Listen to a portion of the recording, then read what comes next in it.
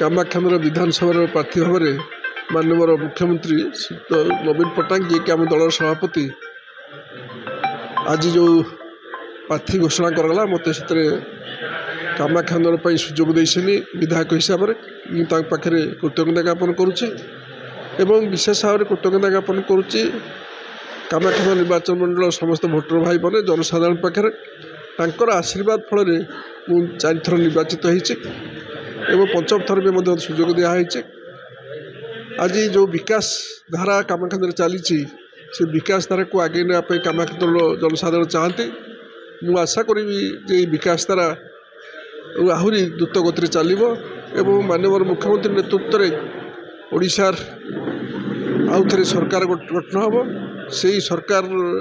अंशीधार भाव कामाख्या विकास आग को चलो एवं आम कामाख्या जनसाधारण जो विश्वास अच्छी आम दल बहुत भोट निर्वाचित हो।